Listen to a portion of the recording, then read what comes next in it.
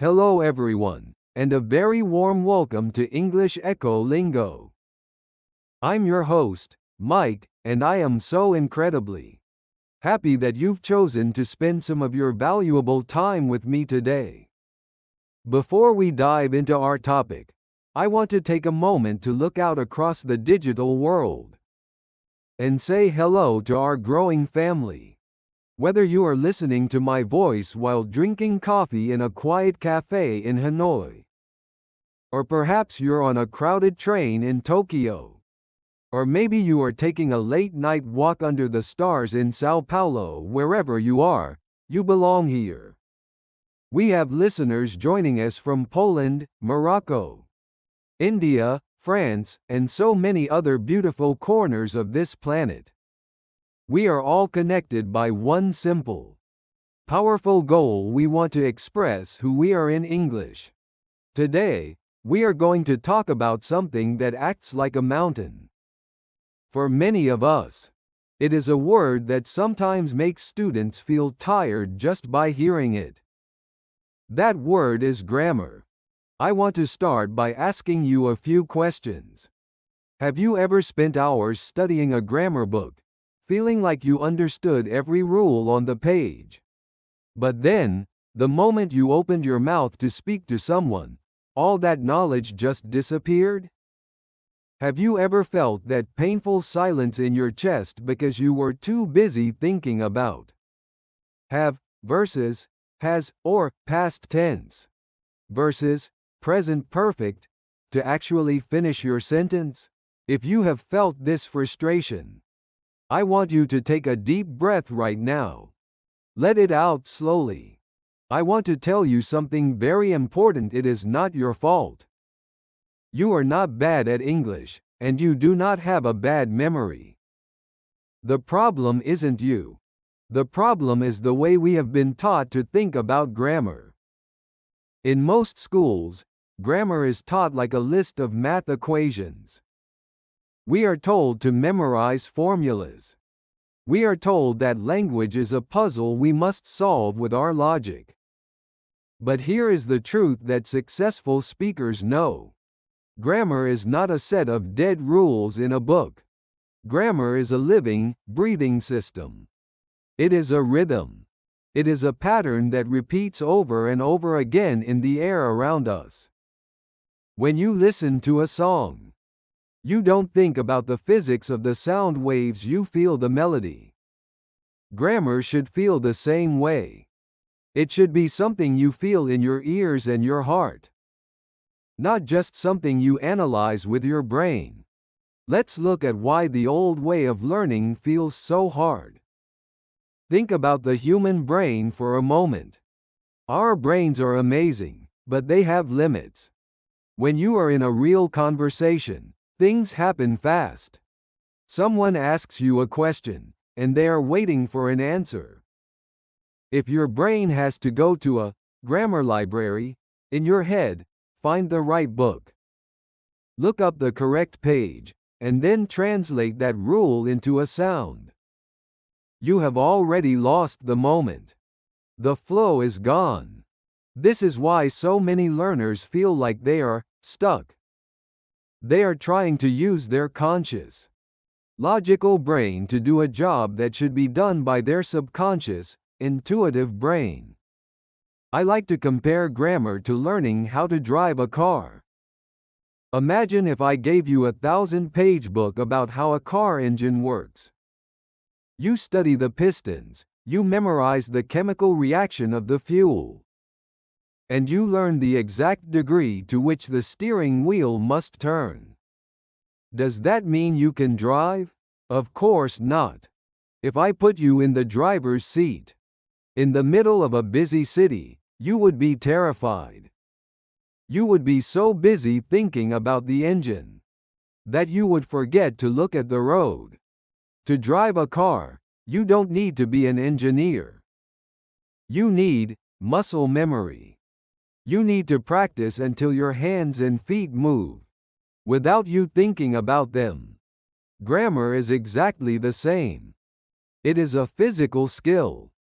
Your mouth, your ears, and your voice Need to practice until the patterns of English feel as natural as breathing. So, how do we get there? How do we move from knowing a rule to feeling a language? The answer is something I call slow learning. In our modern world, everything is fast.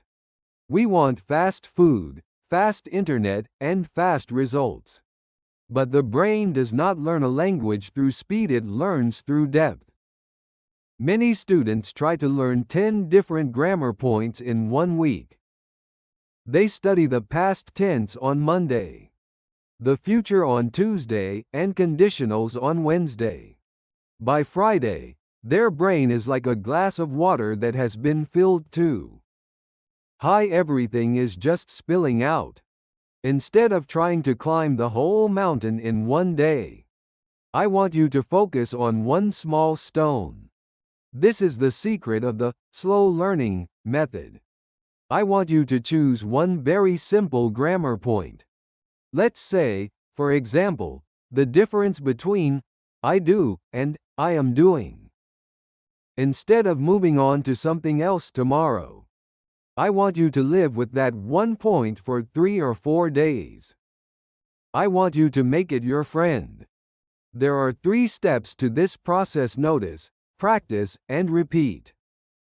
First, you must notice. When you listen to this podcast, or when you watch a movie, don't try to understand every single word. Instead, just listen for that one specific pattern you chose. If you are focusing on, I am doing, listen for every time someone says, I'm eating, I'm walking, or I'm thinking. When you hear it, smile to yourself. Your brain is starting to recognize the pattern in the wild. You are no longer just looking at a specimen in a textbook. You are seeing the animal in the forest. Second is practice, but not the kind of practice you did in school. I don't want you to do worksheets. I want you to talk to yourself. When you are in your kitchen, say out loud, I am making tea. When you are walking to the bus, say, I am walking. It sounds simple, perhaps even too simple, but you are doing something profound. You are connecting the grammar pattern to your real life and your physical body. You are teaching your mouth how to shape the sounds without fear. The third step is repeat. This is where the magic happens. Repetition is not boring, repetition is the mother of mastery. Think about a professional athlete. Does a basketball player practice a free throw only once? Because they understand the rule? No. They do it thousands of times until their body cannot get it wrong. When you repeat a simple sentence 10, 20, or 50 times over a few days, that grammar point moves from your short-term memory into your soul. It becomes part of who you are. I want you to think about how you learned your first language. When you were a baby, you didn't have a teacher. You didn't have a red pen marking your mistakes. You spent years just listening. You heard your parents and your siblings repeat the same phrases every single day. Are you hungry? Let's go. Look at that. Your little brain was collecting these sounds, sorting them into patterns, and feeling the rhythm.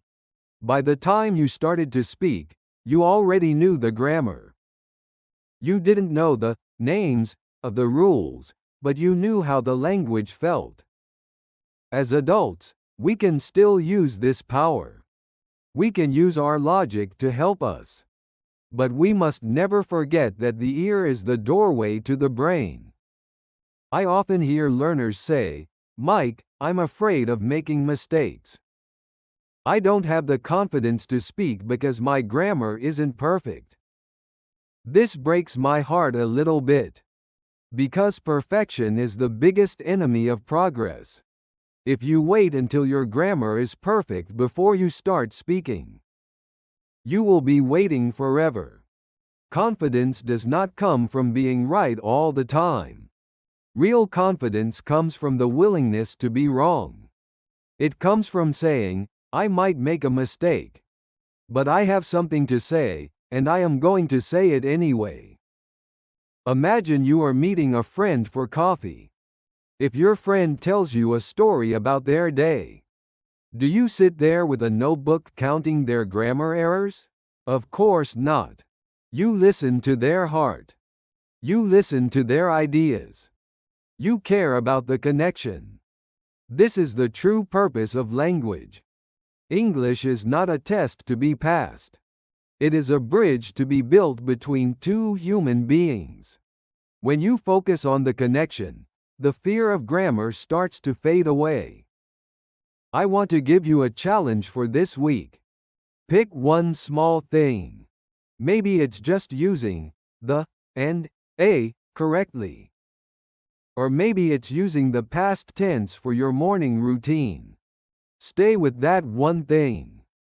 Don't look at anything else. Be patient with yourself. Treat yourself with the same kindness you would show a friend. Remember that every time you speak, even if you stumble, you are growing. You are moving forward. You are part of a global community of brave people. Learning a language is one of the most courageous things a person can do. It requires you to be like a child again, to be vulnerable, and to try new things. I am so proud of the work you are doing. Don't let the rules of a textbook steal your joy. English is a beautiful, messy, wonderful tool for expression. Use it. Play with it. Own it. As we bring this episode of English EchoLingo to a close, I want you to take that feeling of calm with you. You don't need to rush. You have plenty of time. The journey of 1,000 miles begins with one slow, deliberate step. Thank you for letting me be a part of your journey today. I'll be here waiting for you in the next episode. Until then, keep noticing the patterns, keep speaking your truth, and most importantly, keep believing in yourself. I'm Mike, and this is English EchoLingo. Take care of yourselves, and I'll talk to you very soon. Bye for now.